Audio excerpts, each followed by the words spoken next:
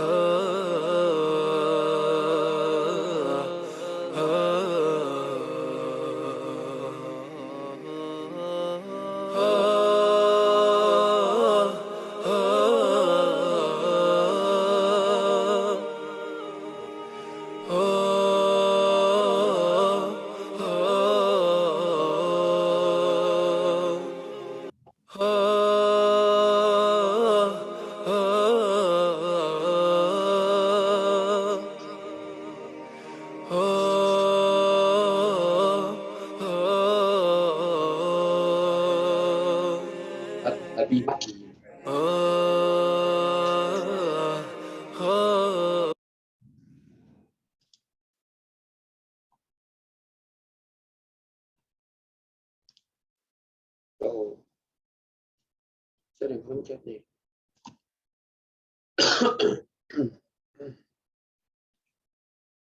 Ngapain di FTW?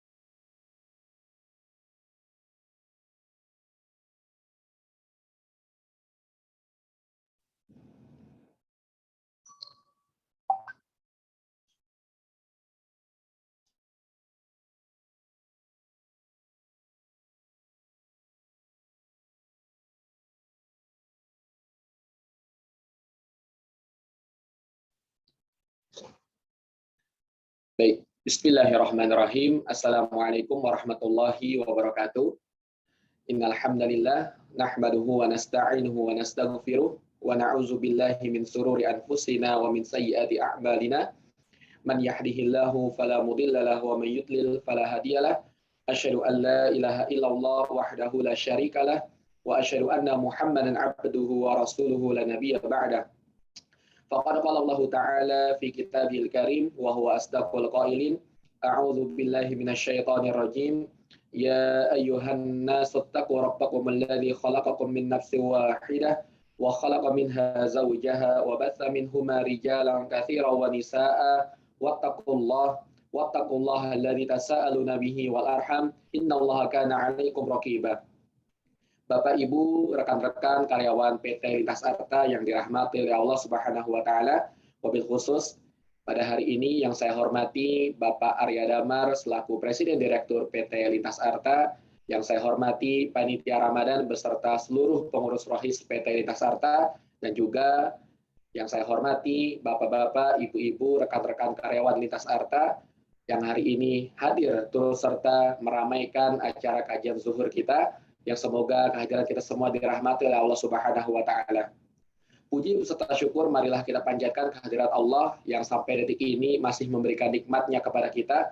Di antara nikmat-nikmatnya yang dapat kita rasakan ialah iman dan Islam, nikmat panjang umur, nikmat sehat walafiat, dan juga nikmat kesempatan untuk bisa hadir menuntut ilmu walaupun di tengah kondisi virtual seperti ini. Semoga seluruh kerja keras kita, seluruh amal ibadah kita, seluruh aktivitas kita diganjar pahala oleh Allah Subhanahu wa taala.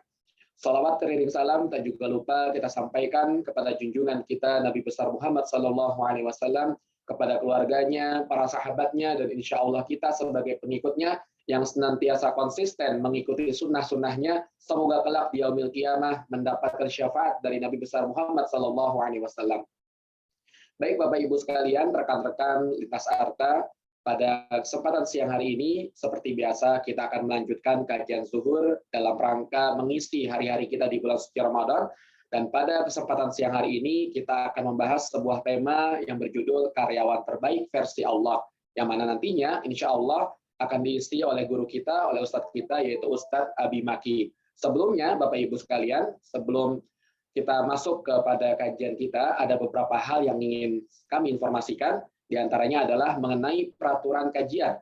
Yang pertama, dipastikan agar seluruh peserta ikhwan sebelum mengikuti kajian agar telah menyelesaikan ibadah sholat zuhur. Dan juga kepada peserta akhwat yang tidak sedang berhalangan, diharapkan pula sudah menyelesaikan ibadah zuhur sebelum mengikuti kajian berlangsung. Lalu yang kedua, setelah masuk room kajian ini, diharapkan para peserta dapat menonaktifkan audionya untuk ketertiban dan kelancaran kajian zuhur kita. Lalu yang ketiga, bagi peserta ikhwan atau laki-laki diperbolehkan untuk open cam atau membuka kamera dengan ikhtiar terbaik dalam mengenakan pakaian yang sopan sesuai dengan adab menuntut ilmu. Dan untuk peserta akhwat atau wanita diperbolehkan untuk menonaktifkan kameranya.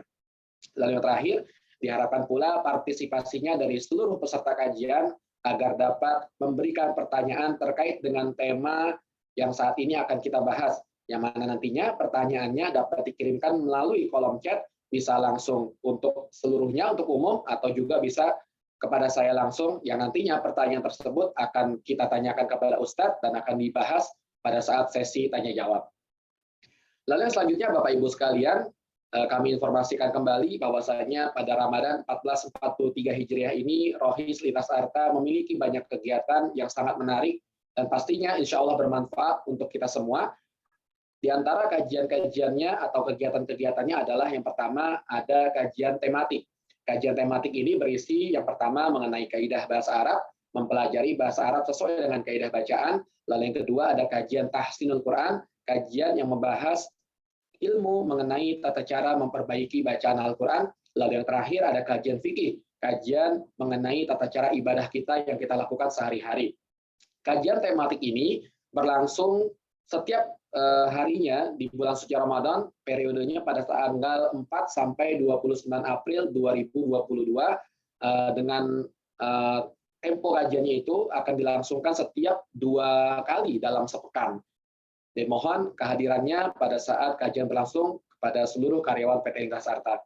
Lalu yang kedua, ada juga kajian berupa pelatihan sholat dan imam, pelatihan mengenai tata cara sholat yang baik dan benar, serta pelatihan untuk memahami kewajiban sebagai imam sholat. Pelatihan ini telah kami laksanakan perdana pada tanggal 9 April kemarin, dan insya Allah akan kami adakan kembali pada tanggal 15 dan 23 April 2022. Dan yang selanjutnya, ada pula kegiatan yang tidak hanya bisa diikuti oleh seluruh karyawan PT Lintas Arta, namun juga bisa diikuti oleh anak-anak dari karyawan Lintas Arta, yaitu dalam acara pesantren kilat online.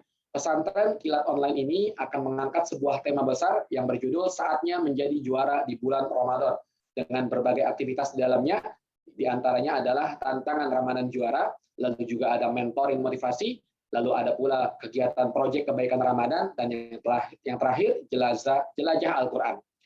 Pesantren kilat online ini insya Allah akan dilaksanakan pada tanggal 16 dan 17 April 2022. Dan untuk link pendaftaran pada kajian-kajian yang tadi telah kami sebutkan, saat ini tampil di hadapan Bapak Ibu linknya, dan juga nanti akan kami informasikan atau kami share kembali pada kolom chat ketika kajian berlangsung. Lalu yang terakhir, informasi yang terakhir adalah tak bosan-bosannya kami mengimbau kepada Bapak Ibu rekan-rekan Lintas Arta untuk dapat mensupport berpartisipasi dalam rangka menyemarakan dakwah Rohis Lintas Arta dengan cara berinfak atau bersedekah pada QR code yang saat ini tampil di hadapan Bapak Ibu sekalian, atau bisa juga ditransfer melalui nomor rekening 700 137 2437 atas nama Rohis LA atau Rohis Lintas Arta. Atau juga nanti QR barcode ini akan kami share ketika kajian berlangsung pada kolom chat. Baik Bapak Ibu, demikian informasi yang kami sampaikan. Untuk selanjutnya kita akan memulai kajian kita pada siang hari ini dengan tema Karyawan Terbaik Versi Allah oleh Ustadz Abi Maki. Assalamualaikum Ustadz. Waalaikumsalam warahmatullahi wabarakatuh. Baik, bagaimana kabarnya hari ini Ustadz? Sehat? Alhamdulillah sehat, Allah Barifik, alhamdulillah sehat. Semoga semuanya sehat. Alhamdulillah, amin. Baik Ustadz, sebelum kajian berlangsung, saya ingin membacakan terlebih dahulu profil singkat dari Ustadz Abi Maki. Ustadz Abi Maki ini bernama lengkapnya Ustadz Abi Maki, betul Ustadz ya? Boleh, silakan. Untuk Ustadz Abi Maki sendiri saat ini bertempat tinggal di Depok dan aktivitasnya adalah sebagai pembina dan pimpinan pesantren Qasrul Muhajirin. Ya Ustadz ya. Baik. Pada kesempatan kali ini Ustadz, untuk temanya adalah karyawan terbaik versi Allah.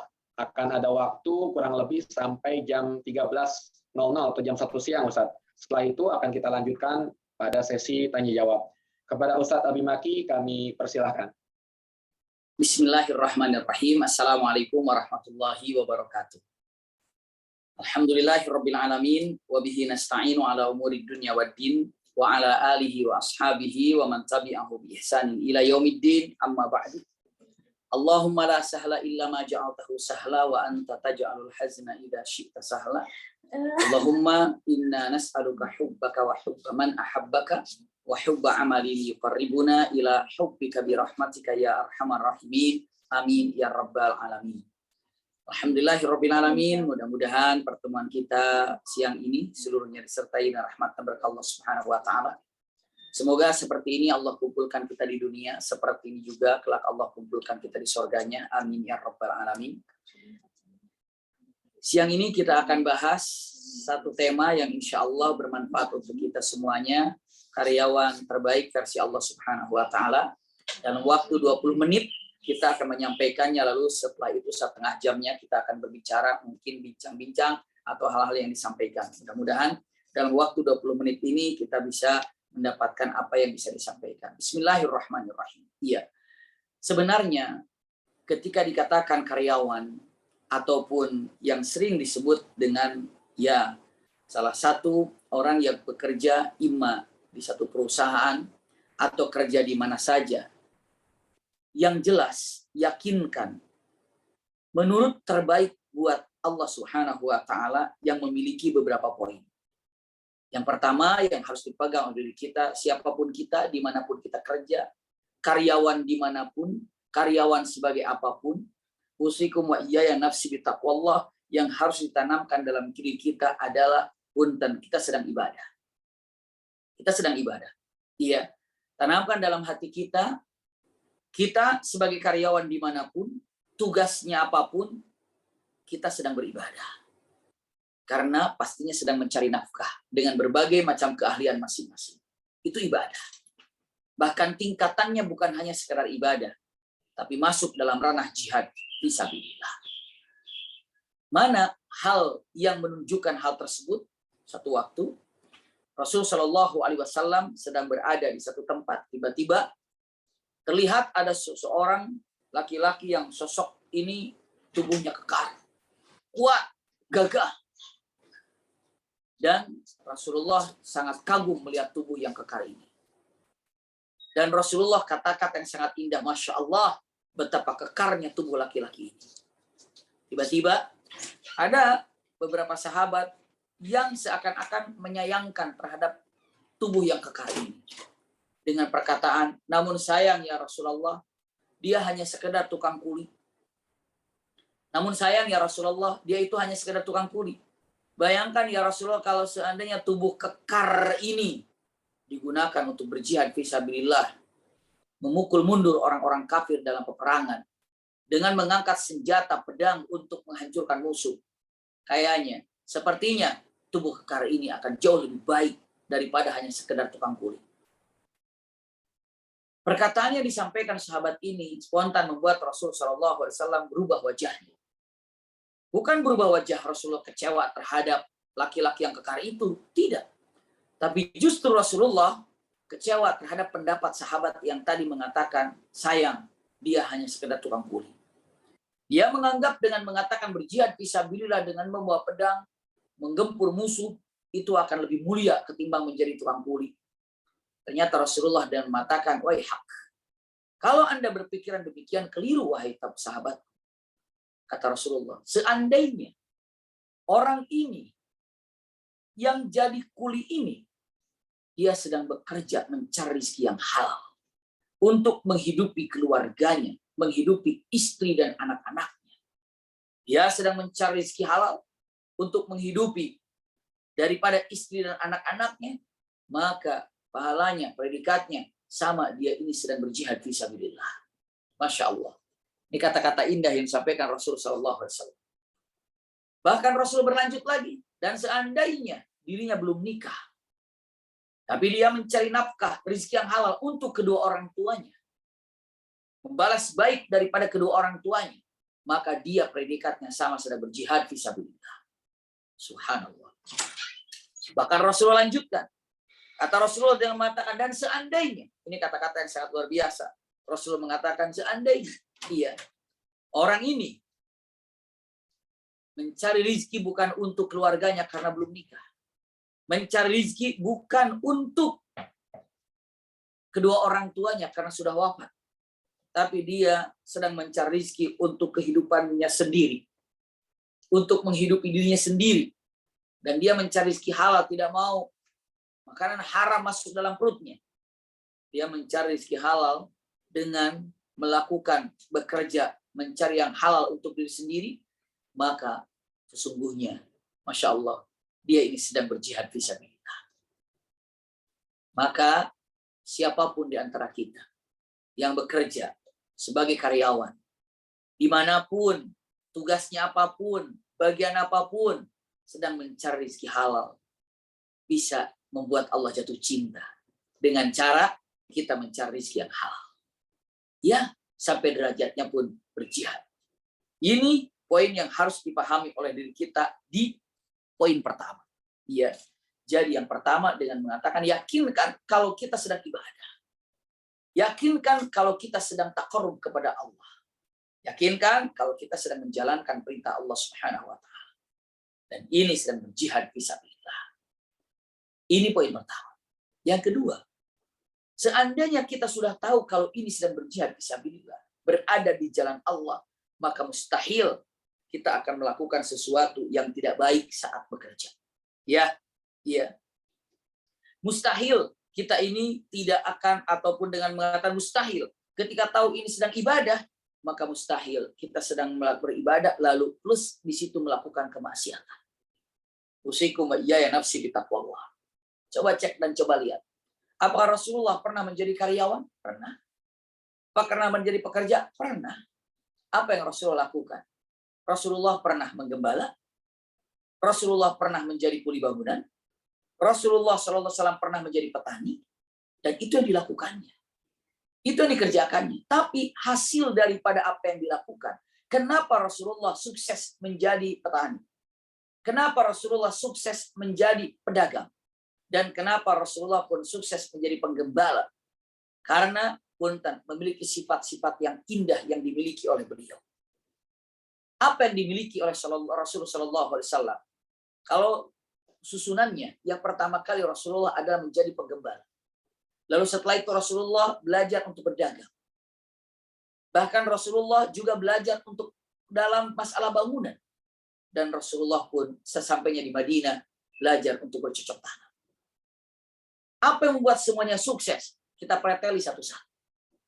Yang membuat Rasulullah sukses di dalam menjadi penggembala, yang pertama, Masya Allah, kesabaran. Kesabaran. Kesabaran yang didapatkannya. Maka usikum wa iyaya nafsi bitaqwa. Dimanapun kita bekerja, dimanapun kita bertugas, maka punten, konsep yang pertama yang terindah adalah kesabaran. Dan ini tercermin dituangkan oleh Rasulullah SAW saat menggembala. Penggembala ini harus perlu dengan waktu ataupun perlu dengan kesabaran yang luar biasa. Itu yang ada. Jadi Anda mampu, kita mampu untuk melakukan, tapi kalau tidak sabar tidak akan pernah bisa. Pekerjaan sebanyak apapun, kalau dirinya sabar, punten, bisa diselesaikannya. Pekerjaan ringan tapi tidak sabar, pasti akan acak-acakan hasilnya. Saking pentingnya sebuah kesabaran ini, apalagi sebagai karyawan, punten, pegang baik-baik. Usikum wa iyaya nafsi bitaqwallah, sebagai nasihat yang indah disampaikan dalam Al-Qur'anul Karim. Allah menciptakan langit dan bumi ini dalam waktu 6 hari. Fi sittati ayyam. Padahal kalau kita ingin melihat dan bertanya, mampukah Allah? Mampukah Allah? Ulangi lagi, bisakah Allah? Mampukah Allah membuat langit dan bumi ini kurang daripada 6 hari? Jawabannya pasti bisa. Pasti bisa. Allah menciptakan langit dan bumi kurang dari 4 hari pasti bisa. Kenapa? Karena dalam Al-Quran sudah sangat jelas sekali. Wa idza aradallahu syai'an ayyaqula lahu kun fayakun.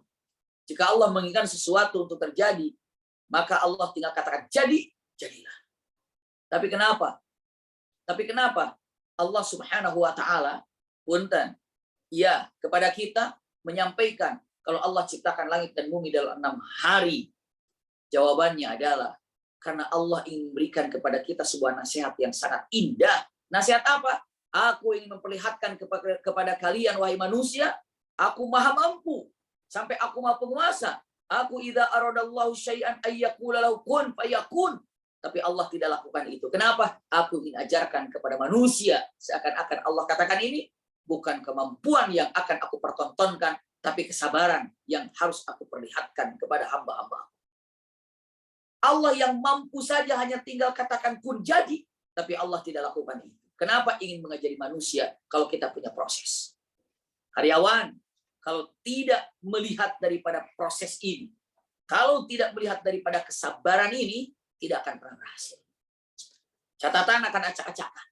Ya, pekerjaan akan berantakan. Walaupun mampu, iya, tapi apa? Sabar. Sabar. Maka, punten, kalau dikatakan karyawan ataupun yang Masya Allah, yang dicintai, yang sukses versi Allah Subhanahu wa taala, itu apa? Jawabannya dengan mengatakan mereka adalah yang punya kesabaran. Masya Allah. Iya, mereka adalah yang punya kesabaran. Pegang baik-baik. Usikum wa iyaya nafsi bitaqwallah. Karyawan terbaik versi Allah adalah yang tahu kalau dirinya sedang ibadah. Yang kedua, yang tahu kalau ini ibadah pasti perlu kesabaran. Mustahil di dunia ini bisa berhasil tanpa sabar. Mustahil. Maka dikatakan saking pentingnya sabar, yang mengajarkan sabar itu adalah Allah Subhanahu wa taala. Bahkan alam mengajarkan sabar. Hari ini kita menanam biji cabai. Biji cabai kita tanamkan, apakah langsung besok berbuah? Tidak. Tumbuh dulu kecil, akhirnya apa mulai agak sedikit membesar, lalu besar, akhirnya berbunga, akhirnya tumbuh, akhirnya jadi, dan akhirnya ada buahnya atau ada cabainya, baru dipetik. prosesnya berbulan-bulan. Bisa jadi 2 bulan, bisa jadi 3 bulan, baru berbuah. Kenapa demikian? Cabai ingin katakan, akan berhasil ketika Anda sabar. Bahkan ada dalam Al-Quran kata-kata sabar ini, fasbir sabran jamila. Sabarlah, karena dengan kesabaran itu ada keindahan. Semua yang namanya sabar itu akan membawa keindahan, keberhasilan, kesuksesan. Maka kata-kata yang sangat indah, karyawan terbaik versi Allah adalah orang yang tahu betapa nilai kesabaran itu sangat-sangat penting dalam pekerjaan kita. Mampu, kalau nggak sabar, acak-acakan. Sabar itu penting. Sabar itu indah. Cek baik-baik. Bahkan kita diajarkan oleh alam. Tadi cabai. Sekarang, tolong cek, ibu bapak. Pernahkah melihat imma ketika di laut ataupun di puncak gunung, melihat yang namanya matahari terbenam atau matahari terbit? Taruh di laut kita melihat matahari terbenam. Saat matahari terbenam banyak orang menunggu, bahkan dipasangkan kamera. Bahkan banyak lukisan matahari terbenam. Subhanallah. Ditunggu indahnya matahari terbenam. Tapi pernahkah orang berpikir lebih dalam lagi? Kenapa matahari itu indah saat terbenam? Jawabannya pendek. Kenapa? Karena matahari saat terbenamnya sabar. Coba kalau matahari tidak sabar, tiba-tiba jelek aja gelap. Apa yang terjadi? Apa yang terjadi? Indahnya situasi apapun ketika dalam kesabaran. Baik itu muncul ataupun terbenam. Masya Allah. Jadi yang kedua, karyawan terbaik versi Allah Subhanahu wa Ta'ala ini adalah punten, karyawan yang mengetahui daripada tanpa, ataupun karyawan yang sangat mengetahui tidak akan pernah sukses tanpa sabar. Ini dia.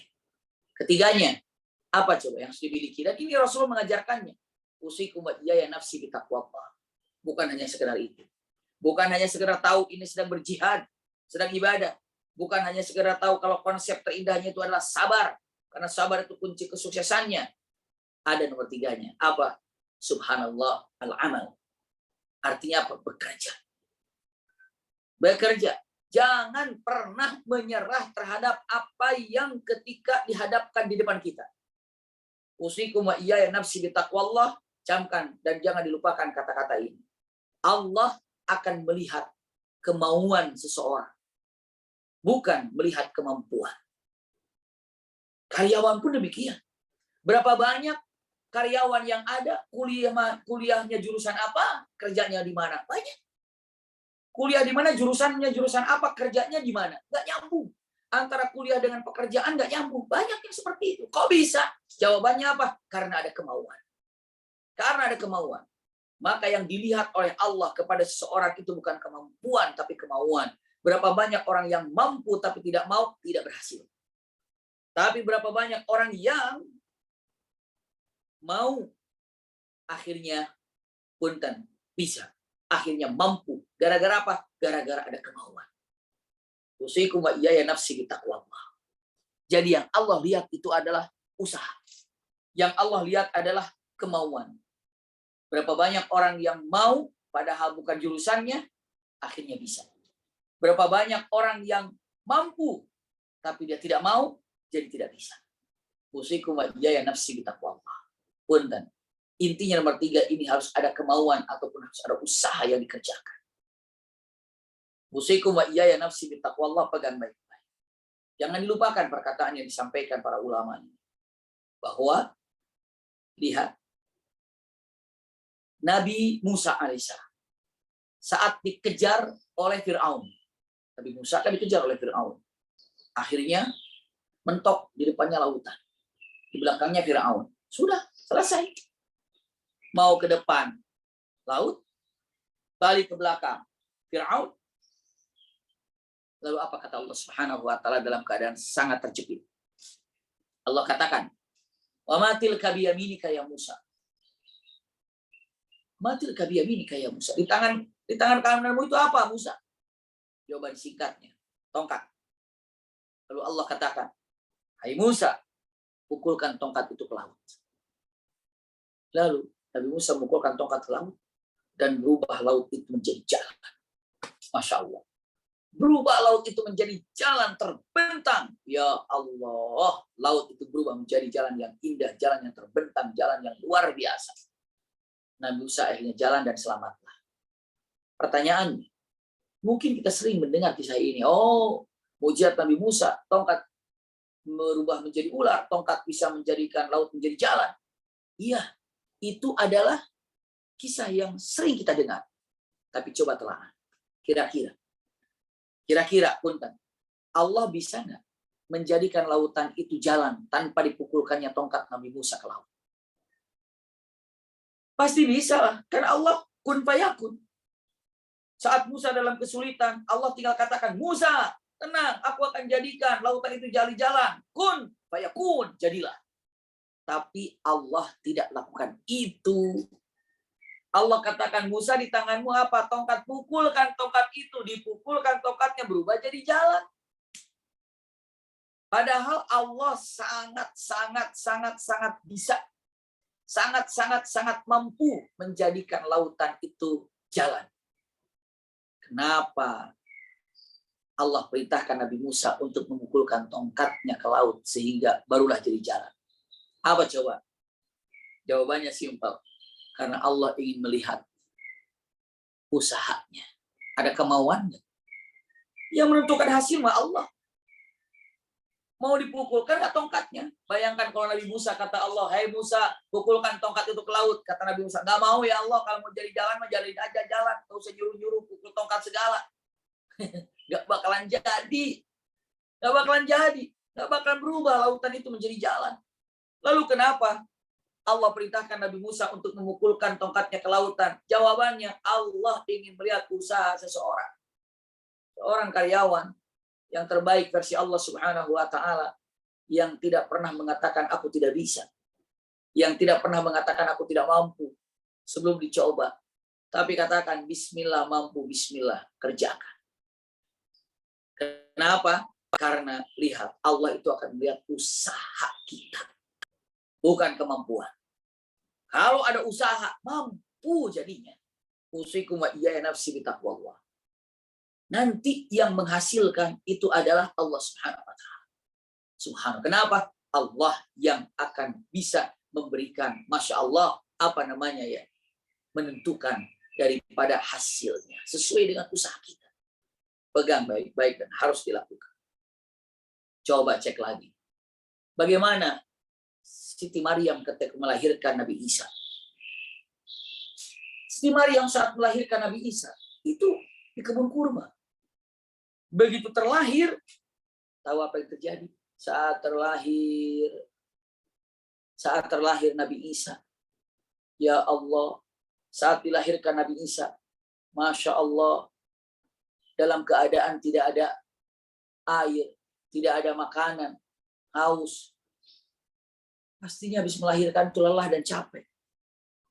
Lalu Allah katakan kepada kepada Siti Maryam. Siti Maryam saat melahirkan Nabi Isa, tidak ada orang di samping kiri kanan. Juga di kebun kurma nggak ada air, nggak ada makanan, lapar, haus, lelah. Lalu apa kata Allah Subhanahu wa Ta'ala? Untuk Siti Maryam, wa huzzi ilaiki bi jid'in nakhlati tusaqit alaiki rutaban janiyya. Hai Maryam, goyangkan pohon kurma itu. Niscaya aku akan jatuhkan kurmanya di hadapan. Punten, kalau Allah mau ngasih rizki, Allah mau kasih makan kepada Maryam, gak usah Siti Maryam untuk menggoyangkan pohon kurma itu.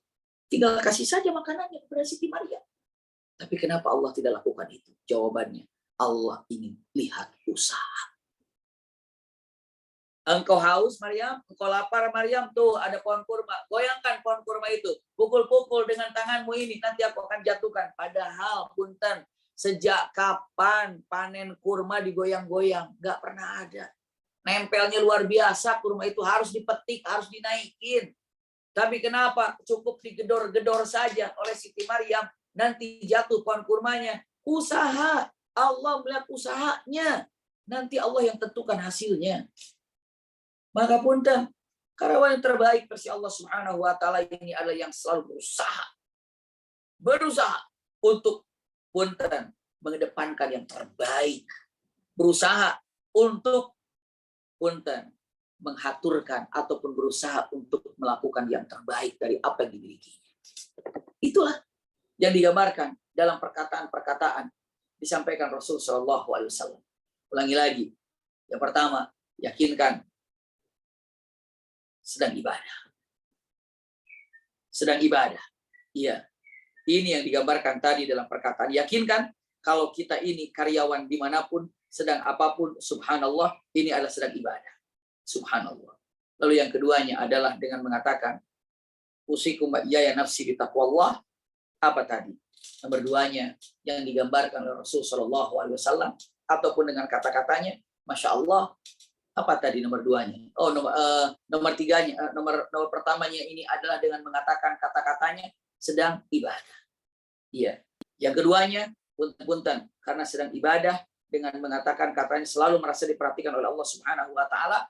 Jujurlah dengan apa yang dilakukannya dengan kesabaran yang ada.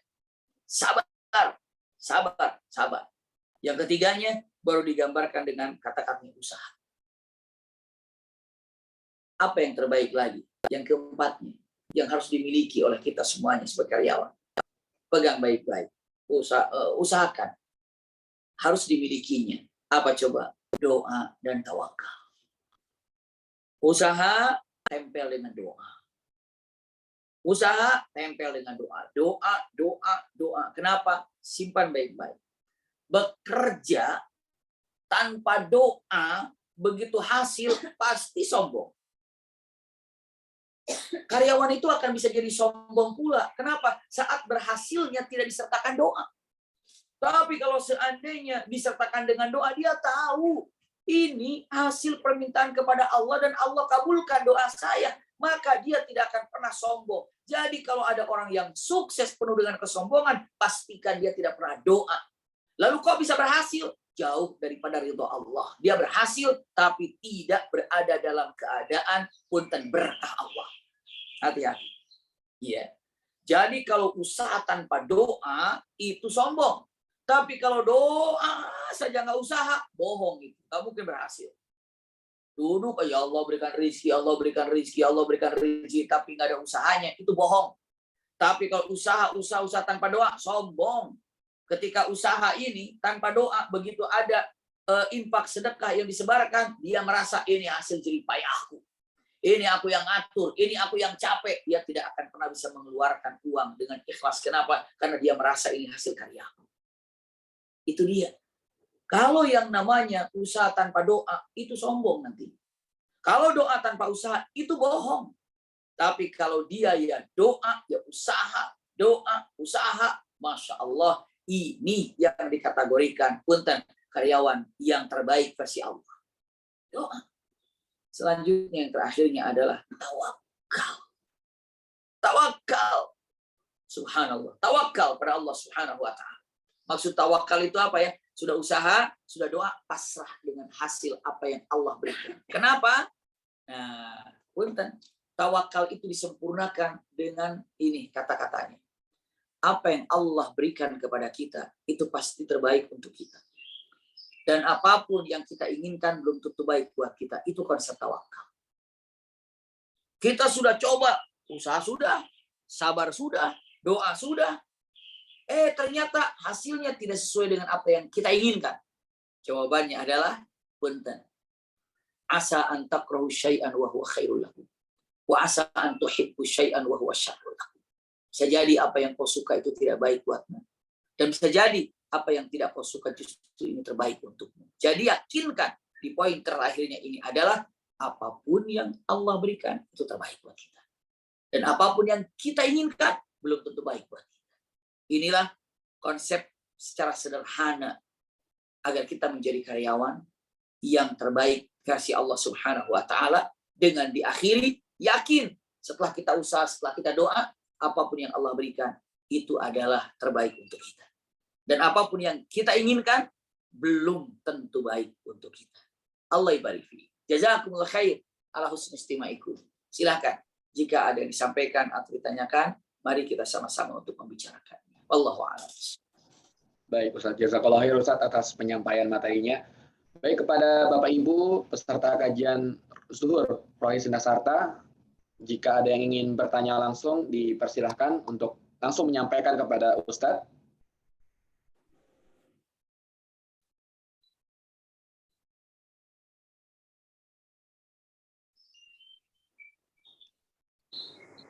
Baik, silakan. Assalamualaikum Ustadz. Waalaikumsalam warahmatullahi wabarakatuh. Saya Irfan Ustadz Afwan mau bertanya Ustadz. Silakan. Ya, ketemu. Ada beberapa pendapat gitu ya dalam Islam bahwa kita ini hidup di dunia itu tidak perlu mengambil rezeki sebanyak-banyaknya Ustadz. Artinya nggak boleh ngoyo pengen jadi orang kaya, nggak boleh mengumpulkan harta sebanyak-banyaknya. Apakah itu konsep yang benar Ustadz? Dan bolehkah umat Islam itu menjadi pengusaha yang sukses, kaya, sehingga umat Islam menjadi kuat Ustadz? Ini bagaimana pandangan dalam Islam Ustadz? Jazakallahu khair Ustadz. Ya, wa jazakumullah khair. Ya, bismillahirrahmanirrahim. Saya langsung tanggapi ya insyaallah. Ya. Bismillahirrahmanirrahim. Ketika ada yang berpendapat dengan mengatakan Islam ini tidak harus kaya, punten ya, dengan mengatakan tapi harus cukup. Maksudnya gini, ya, kalimat yang ada, Islam ini harus mencukupi apa yang diinginkannya, tapi juga harus mencukupi orang-orang yang kekurangan. Berarti saya, teman-teman, cukup. Alhamdulillah. Tapi lebih mulia lagi ketika kita bisa mencukupkan orang-orang yang kekurangan, yang perlu bantuan. Berapa banyak di kiri kanan kita yang perlu kita cukupkan kehidupannya. Ya, usikum wa iyaya nafsi bitaqwallah. Maksudnya cukup, iya.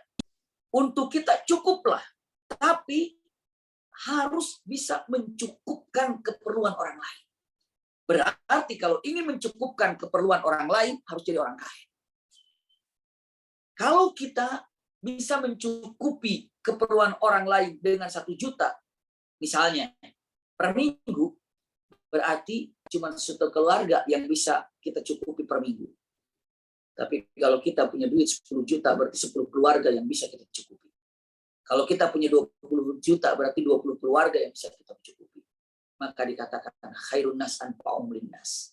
Sebaik-baik manusia itu adalah manusia yang bisa bermanfaat untuk orang lain. Baik secara ilmunya atau hartanya. Berarti punten, kalau ada menyatakan Islam itu cukup saja, ada aja, segini saja, gak usah nyari-nyari yang lain, berarti keliru. Maksudnya kita berbagai macam kita miliki, kita punya, sebenarnya bukan untuk memuaskan kita, tapi kita sudah punya perasaan cukup dengan apa yang ada. Tapi apa yang ada yang kita miliki justru untuk mencukupkan orang lain. Dan itu lebih baik daripada bisa mencukupi sendiri, ya, tapi tidak bisa mencukupkan orang lain. Usikum wa iyaya nafsi bitaqwallah. Mana buktinya? Kalau digambarkan dengan perkataan, apakah Rasulullah kaya? Kaya. Tapi nggak pernah memperlihatkan kekayaannya. Kenapa? Karena punten, Rasulullah SAW cukup dengan apa yang ada. Apakah Rasulullah sedekah? Sedekah. Iya, tapi nggak pernah diceritakan kekayaannya, sedekahnya. Kenapa? Karena sedekahnya lebih cepat daripada panennya. Rasulullah sebelum panen itu sudah terfikirkan untuk kemana panennya. Jadi panennya tidak sampai ke rumah panen langsung lepas. Panen langsung lepas. Itulah dahsyat. Usikum wa iyaya nafsi bitaqwallah. Tapi yang jelas dengan mengatakan seperti orang-orang yang sangat terkenal dalam kekayaan syariat yang sangat mencatatnya. Sejarah mencatatnya Utsman bin Affan misalnya. Abdurrahman bin Auf misalnya. Sampai Abu Bakar As-Siddiq pun termasuk orang-orang yang kaya. Lalu apa hikmah daripada kata-kata ini? Ingat sebagai singkatnya. Iya. Maksudnya cukuplah dengan apa yang dimiliki. Ya, tapi tambahkan cukuplah dengan apa yang dimiliki sehingga kita tidak rakus, sehingga kita bisa mencukupkan untuk orang lain. Berarti orang Islam harus kaya? Harus. Kenapa? Demi membantu orang lain. Sekarang masjid bisa berdiri, dari mana itu? Iya, orang fakir miskin bisa terbantu untuk sekolah, dari mana itu? Kami punya pesantren, alhamdulillah. Santrinya kira-kira ya sekitar 1.500-1.700. Di antara 1.500 itu, usikum wa iyaya nafsi bitaqwallah. Banyak sekali yang dijadikan anaknya itu punten dibiayai oleh orang lain. Mungkin kalau bahasanya orang tua asuh. Iya. Ada teman-teman dengan mengatakan, kira-kira ada nggak orang yang kira-kira punya kemampuan bagus, hafalannya bagus, akhlaknya baik, tapi kesulitan untuk sekolah karena tidak ada biaya? Ada. Siapa? Ada sekian orang. Oke, saya sekolahkan. Dari mana itu? Dari mana? Orang yang punya harta. Maka kalau digambarkan, punten, salah kalau seorang mukmin tidak mau jadi orang kaya. Harus jadi orang kaya, tapi tidak menjadikan kekayaan itu membuat dia lupa terhadap kewajiban-kewajiban yang harus dikerjakan dengan kekayaannya, karena itu amanah. Nggak salah jadi orang kaya, enggak. Ada satu kisah yang sangat luar biasa. Iya. Usikum wa iyaya nafsi bitaqwallah, tapi cukup panjang kisahnya. Saya ganti dengan satu permisalan. Iya. Begini. Nelayan itu hidupnya di lautan. Mana ada nelayan hidupnya di darat? Nelayan dia ke laut. Pakai apa? Pakai perahunya. Subhanallah. Ke tengah laut, terus dia di tengah laut cari ikan dengan jaringnya, dengan apanya, dengan jalannya, terus dia cari ikan di lautan. Punten. Kira-kira nelayan itu takut dengan lautan? Apakah nelayan takut dengan tengah lautan walaupun dia pakai perahu? Jawabannya simpel.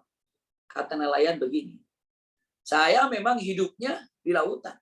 Kiri kanan saya air. Depan air, belakang air, bahkan kanan kiri air. Saya berada di atas perahu, ombak datang. Ya, saya harus siap dengan risiko yang ada. Dan saya tetap tenang selagi perahu saya tidak bocor. Kalau perahu saya sudah kemasukan air, sudah bocor, ya tenggelamlah. Itu yang saya takutkan. Jangan sampai masuk air ke dalam perahu, itu yang membuat saya tenggelam. Hidup di dunia ini namanya dunia bergemerlapan dengan berbagai macam apa yang ada.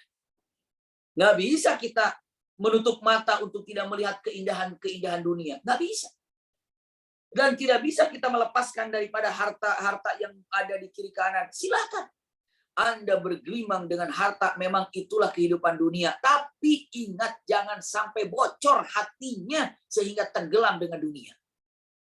Itu dia. Jadi kalau sudah bocor hatinya, tenggelamlah dengan dunia, maka dia sudah dikatakan hubbu dunia. Naudzubillah. Iya. Itu maksud pertama. Maksud kedua, ada dalam perkataan kata-katanya, irdi bima qasamahullahu laka takun aghnan nas. Ridha dengan apa yang telah Allah berikan, maka inilah menjadi orang paling kaya. Orang mengira, wah saya belum kaya nih. Kenapa? Karena saya belum punya itu, belum punya ini, belum. Akhirnya angan-angan tinggi mencari kekayaan dengan urusan saya belum punya itu, belum punya ini, belum punya itu. Karena urusan kaya itu di situ. Jadi dia ingin punya harta, ingin dikatakan kaya, sehingga apa? Konsepnya kaya itu punya rumah mewah, mobil mewah, ini mewah, segala macam. Padahal konsep orang kaya itu bukan itu. Tapi apa? Irdi bima qasamahullahu laka takun aghnan nas. Orang yang ridha terhadap apa yang Allah berikan, itulah kekayaan sesungguhnya. Bergelimang harta, cukup saya ridha segini. Yang lainnya saya serahkan kepada orang-orang yang kira-kira membutuhkan daripada bantuan. Jadi kita kaya, punten, bukan untuk sombong-sombongan. Kita kaya bukan membuat orang terlena dengan urusan dunianya. Tapi apa? Kita ini menjadi kaya, ingin mencukupkan kebutuhan orang. Ingat, saya sampaikan untuk seluruhnya. Kata-kata yang baik. Simpan kalimat ini, para ulama mengatakan, dunia ini bagaikan dhil itu adalah bayangan. Dunia ini bagaikan bayangan. Sekali lagi, dunia ini bagaikan bayangan. Bayangan itu akan datang ketika ada cahaya. Dan cahaya itu adalah punten. Tujuan kita untuk mencari itu Allah. Sebutlah, cahaya itu sumbernya dari Allah. Ketika kita mengejar cahaya itu, Masya Allah, itulah tujuan kita. Ingat, dunia itu tadi apa? Bayangan. Dunia ini bayangan yang selalu akan mengejar kita dan mengikuti kita. Simpan baik-baik kata-kata ini dalam hati kita. Kalau cahaya itu disimpan di depan, cahayanya ada di depan, maka pasti bayangannya berada di belakang. Karena sedang mengejar cahaya Allah. Kita hidup untuk mengejar ridho Allah. Maka cahaya berada di belakang. Maksudnya apa? Dunia berada di belakang kita. Kita berlari sekeras-kerasnya, kita berlari sekencang-kencangnya, bayangan pun akan ikut berlari bersama kita. Tapi tidak akan pernah bayangan itu mendahului kita. Kenapa? Karena tetap cahayanya ada di depan kita, dunia selalu berada di belakang kita. Tapi kalau posisinya cahaya itu ditaruh di belakang, Allahnya disimpan di belakang, berarti cahayanya berada di mana? Di depan. Dan dunianya berada di depan. Dan orang itu sedang mengejar bayangannya. Dan sekencang apapun lari, bayangan itu tidak akan pernah terkejar. Itulah dunia. Kenapa? Karena Anda memposisikan cahayanya di belakang. Saat ini, posisikan cahayanya di depan. Biar dunianya di belakang. Usikum wa iyaya nafsi bitaqwa Allah. Jadi kalau dengan mengatakan orang muslim ini tidak harus kaya, harus kaya. Harus bekerja. Dan punten saat bekerjanya, tadi saya sampaikan, ibadah. Niatkan ibadah. Dapat, puaslah dengan apa yang ada. Punya kekayaan, punya kesuksesan, semuanya tabungan di akhirat untuk membantu orang-orang yang punten perlu dicukupkan oleh orang-orang yang mampu. Seperti itu. Jadi kalau dengan mengatakan kata-katanya, ya gini aja lah, saya mah usah cari-cari banyak, cari-cari yang banyak. Udah saya cukup segini saja, punten. Ketika masih mampu untuk melakukan sesuatu, infakkan. Ada tetangga yang luar biasa, tapi sekarang sudah tidak lagi jadi tetangga. Subhanallah.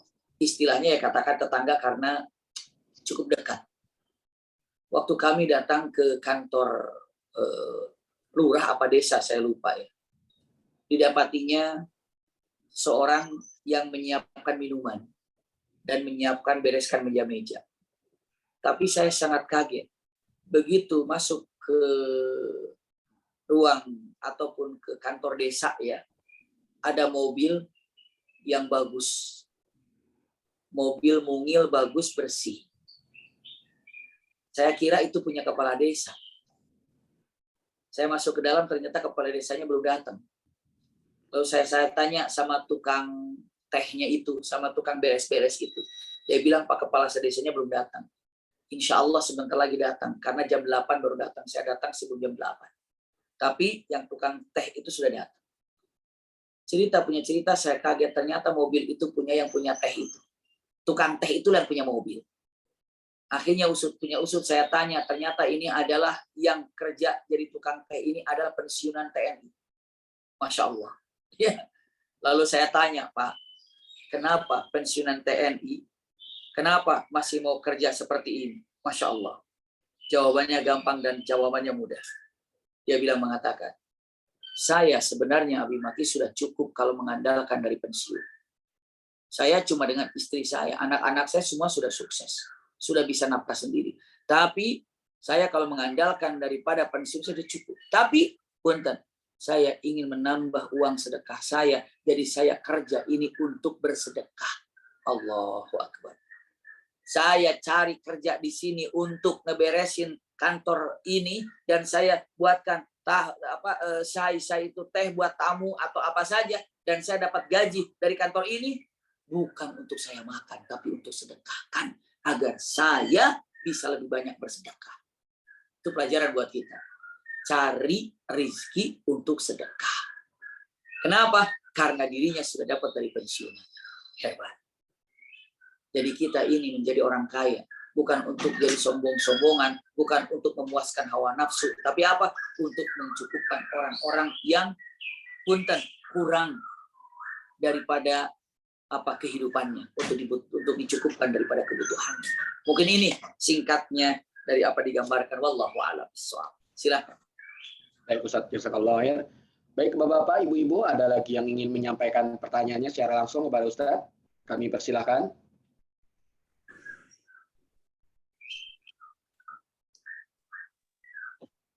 Kalau masih ada kesempatan, boleh satu pertanyaan lagi, Ustaz.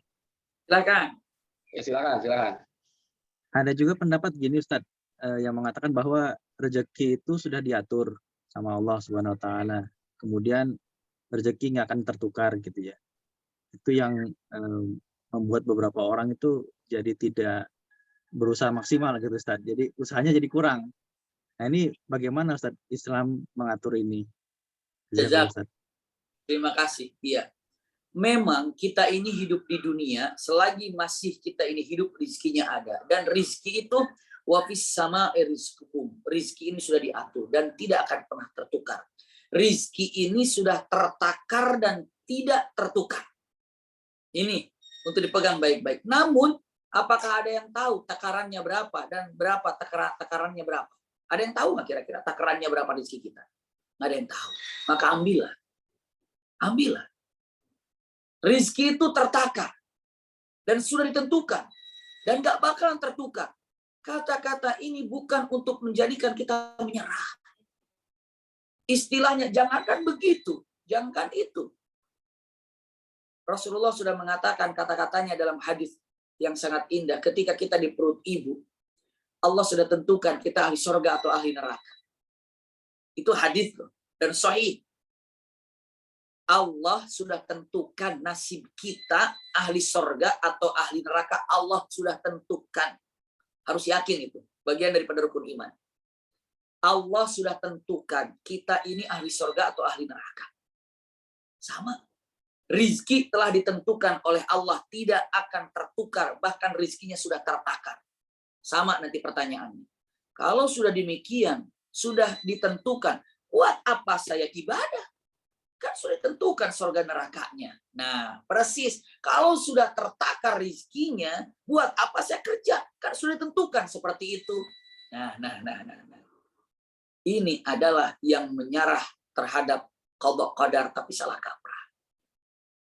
Hal ini ditanyakan kepada Rasulullah SAW. Ya Rasulullah, wa fima na'mal. Ya Rasulullah, untuk apa kita kalau gitu ibadah kalau sudah ditentukan ahli surga dan ahli nerakanya?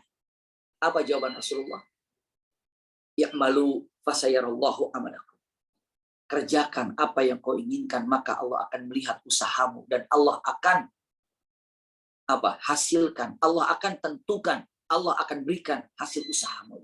Ya'malu fasayarallahu amalakum. Apa yang kau inginkan, kerjakan. Raih, Allah akan melihat apa yang kau kerjakan dan Allah akan bagi daripada apa yang kau inginkan. Kita perdalam.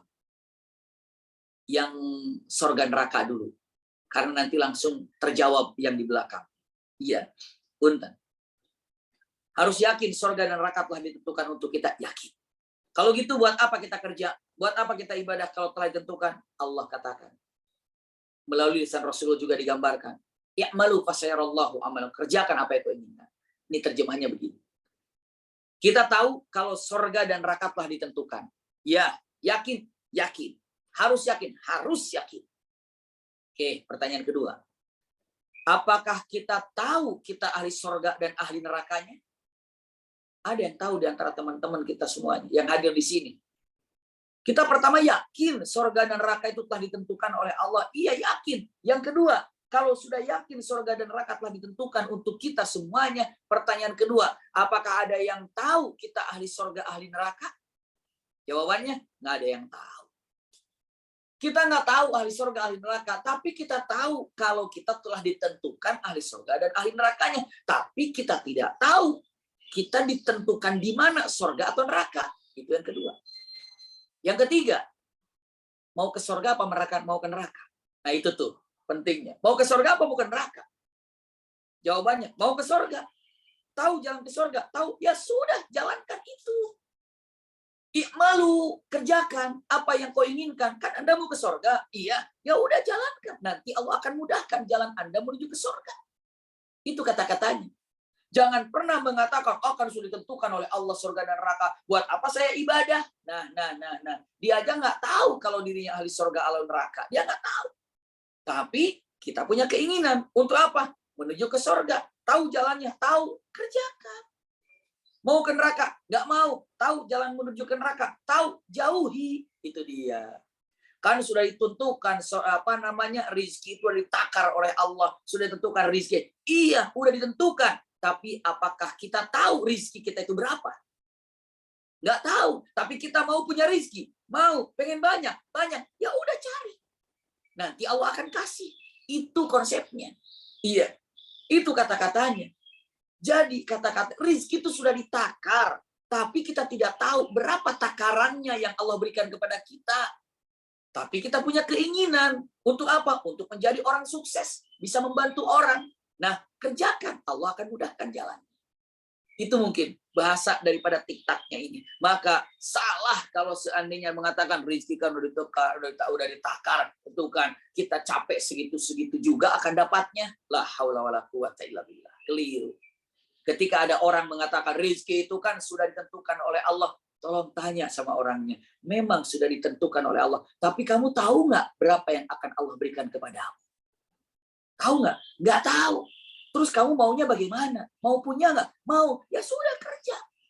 Itulah karyawan yang terbaik versi Allah Subhanahu wa Ta'ala. Wallahu a'lam. Allah baik. Baik Ustaz, jazakallahu khair Ustaz telah menjawab pertanyaan-pertanyaannya karena waktunya sudah sebentar lagi. Kami mohon untuk Ustaz sedikit saja menyampaikan closing statement Ustaz terkait tema kita pada siang hari ini, karyawan terbaik versi Allah. Silakan Ustaz. Bismillahirrahmanirrahim. Ya, karyawan terbaik versi Allah Subhanahu wa Ta'ala. Usikum wa iyaya nafsi bitaqwallah. Sebagai penutupnya adalah seorang karyawan yang selalu mengedepankan dalam kehidupannya kepada Allah Subhanahu wa Ta'ala. Ketika mau melakukan sesuatu, mau melakukan keputusan, mau mengerjakan pekerjaan, yang harus dilihat itu adalah syariat. Bagaimana kata Allah, boleh apa tidak? Kenapa?